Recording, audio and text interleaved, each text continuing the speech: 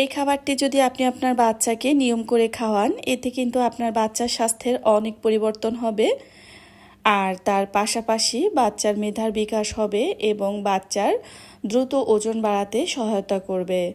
আসসালামু আলাইকুম প্রিয় দর্শক, বাচ্চাদের খাবার রেসিপির আজকের আয়োজনে রয়েছে খুবই পুষ্টিকর, স্বাস্থ্যকর, মজাদার এমনই একটি খাবার। এই খাবারটি তৈরি করার জন্য এখানে প্রথমে আমি নিয়েছি মুরগির ডিমের কুসুমের অংশ, সাদাটুকু বাদ দিয়ে দিয়েছি। আর এরপরে নিয়েছি সিদ্ধ করে রাখা আলু।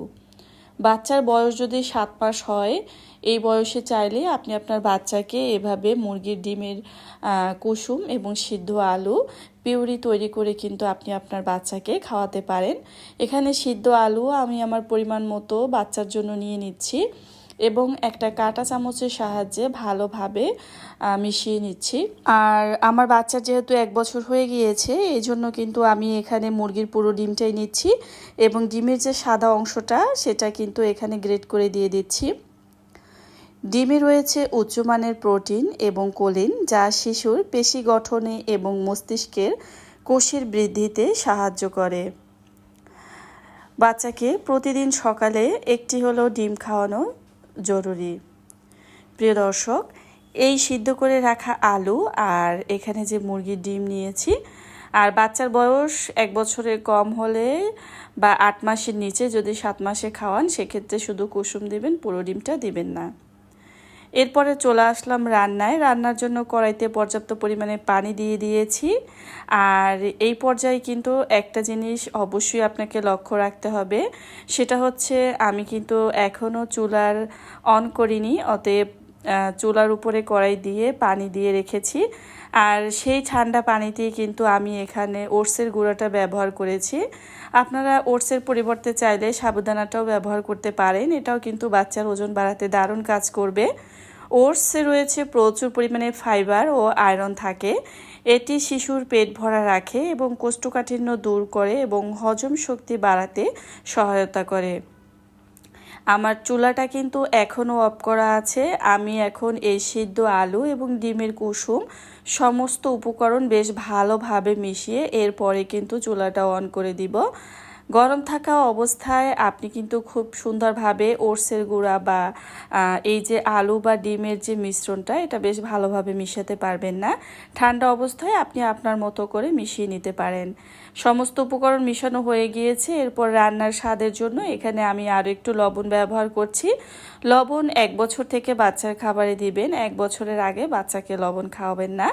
এ সময় বাচ্চার কিডনি, লিভার সব অপরিপক্ক অবস্থায় থাকে, তারা কোনোভাবেই লবণ তাদের পেটে সহ্য হবে না। তো এই পর্যায়ে আপনারা কিন্তু 1 বছরের পরে বাচ্চাকে লবণ খাওয়াবেন। আর এখানে মিষ্টি স্বাদের জন্য আমি কিন্তু তাল মিষ্টি ব্যবহার করেছি সামান্য পরিমাণে। আর বাচ্চা যদি লবণাক্ত খাবার পছন্দ করে তাহলে তাল মিষ্টি ব্যবহার করার কোনো দরকার নেই। আর মিষ্টি করার জন্য কিন্তু আপনারা এখানে খেজুর, কিশমিশ এগুলো দিয়েও কিন্তু মিষ্টি করে দিতে পারেন। আর আপনার হাতে যদি একদম ফ্রেশ আখের গুড় থাকে তাহলে তো কোনো কথাই নেই।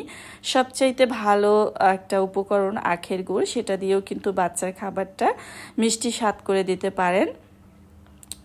আর এই খাবারটা কিন্তু এখন আমি বেশ ভালোভাবে রান্না করে নিয়েছি, দেখতেই পাচ্ছেন। আর খুব সুন্দরভাবে খাবারের সমস্ত উপকরণ মিশিয়ে দিয়েছি এবং রান্নাটা রেখে তেমন কোথাও একটা না যাওয়াই ভালো, হয়তো লেগে যেতে পারে। তো যাই হোক, এই পর্যায়ে আমি খাবারটা অনেক বেশি পুষ্টিকর এবং মজাদারের জন্য ব্যবহার করছি গরুর দুধ। 1 বছরের আগে বাচ্চার খাবারে গরুর দুধ না দেওয়াই ভালো। তারপরও আপনি চাইলে 9 মাস বা 10 মাস বয়স থেকে যে কোনো খাবারের সাথে মিশিয়ে আপনি কিন্তু বাচ্চাকে গরুর দুধ খাওয়াতে পারেন। তবে 1 বছর থেকে আপনি চাইলে সরাসরি গরুর দুধটা খাওয়াতে পারেন। আর দুধে তো প্রচুর পরিমাণে রয়েছে ক্যালসিয়াম ও ভিটামিন ডি, এর প্রধান উৎস, যা শিশুর হাড় ও দাঁত মজবুত করতে সাহায্য করে। এছাড়াও তো প্রোটিনের ভালো উৎস। এখানে ব্যবহার করেছি আমি ঘি। যেহেতু স্বাস্থ্যকর ফ্যাট, এটা বাচ্চার ওজন বাড়াতে এবং স্মৃতিশক্তি বাড়াতে দুই জাদুর মতো কাজ করে। আর ঘিতে উপস্থিত স্বাস্থ্যকর যে চর্বিটা রয়েছে বা ফ্যাট, সেটা শিশুর ব্রেনের সঠিক বিকাশ ঘটায় এবং খাবারটিকে অনেক সুস্বাদু করে তোলে। তো এই তো রান্না কিন্তু একেবারে হয়ে এসেছে শেষ পর্যায়ে।